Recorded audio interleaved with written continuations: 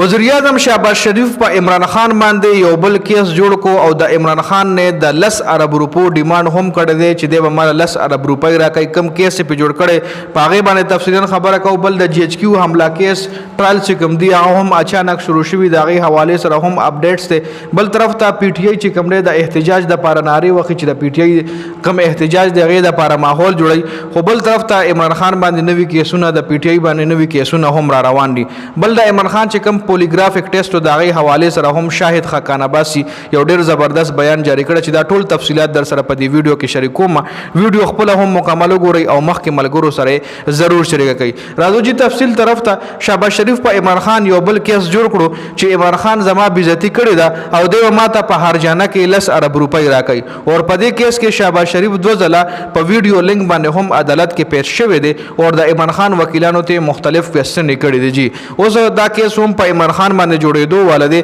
او په عمران خان باندې په دې کیس کې هم جرمانه لګېدو والا دی جی دا شهباز شریف چې کوم دی په ویډیو لینک باندې عدالتونو ته بار بار پیش کیږي خو عمران خان تر اوسه پورې ویډیو لینک باندې صرف یو ځل په عدالتونو کې خپل کیسونو کې پیش شوی دی جی بل جی ایچ کیو حمله کیس ټرایل هم اچانک شروع شوی دی چې پکې ټرایل تفتیش وغیرہ ډېر تیزی سره روان دي او په دې کیس کې به 55 کسانو باندې ټرایلز کیږي بلکې روان شوی په هم د 55 کسانو د پی ټی آی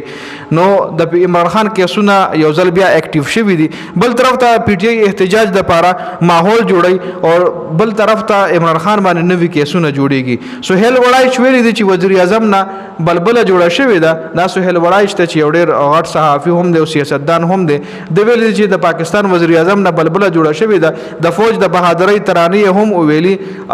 آرمی چیف جنرال عاصم منیر ته فیلډ مارشل لقب هم ورکو او بل طرف ته په ملک درنه چې کم ایکس ته مطلب کم کراس ته نو هغه سیسفایر ته نه تیاریږي عمران خان یادوي چې په هغه باندې د کراس لګولې دی خو شهباز شریف خو هر څوک خو یو عمران خان سیسفایر ته مطلب د غروغه عمران خان سره نشو دغه تعلقات عمران خان سره ټیک نشو جی بل د عمران خان پولیګرافیک ټیسټ حواله سره پولیګرافیک ټیسټ یو داسې ټیسټ وي چې په دې کې د مجرم دروغ او ریشه معلومیږي هغه مشینریان هغه ورواچول شي هغه بیا تاسو کوي چې کله صحیح جواب ولا ورکی هغه رستا هارت ریټ چې کم دی د زړه دړکن د ستا ټول جسم دننه چې کم ریفلیکس سیکشنز دي د ستا دننه چې کم جسم پارټس دي د هغې حرکت را کابو کوي یو کس چې دروغ وایي که نه نو د زړه کې دړکن کې لږ ډېر فرق راشي یو سړی چې ریشه وایي نو هغه بالکل بولډ وي هغه ډاډی د هغه دړکن بالکل نارملي خو دروغ ویلو سره یا داسې صرف د زړه دړکن نه نور هم د انسان حالت ورسره خرابېږي دروغ چې څوک وایي لکه چې تعالی څوک کسان ناست وي ته نه تپوس کوي او ته ولا دروغ وایي نو خامخا رستا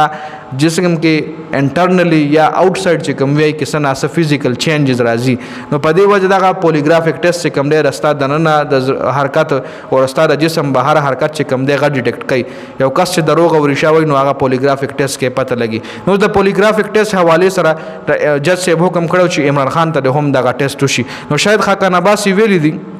چې پولیګرافیک ټیسټ د هغه خلکو وکړی شي چې په عمران خان باندې د دروغو کیسونه جوړ کړي دي د پاکستان په قانون کې د پولیګرافیک ټیسټ هیڅ قسم قانون نشته دی هیڅ قسم تصور نشته دی او که بیا هم تاسو فورس کوئ نو د هغه کسانو پولیګرافیک ټیسټ وکړئ چې په عمران خان باندې د دروغو کیسونه جوړ کړي دي چې آیا دا کیسونه د دروغو دي او که د ریشه دي نو په دې ویډیو کې دا اپډیټ شو د ویډیو کتلو زیاته مننه خپل رائے کمنټ کړئ والسلام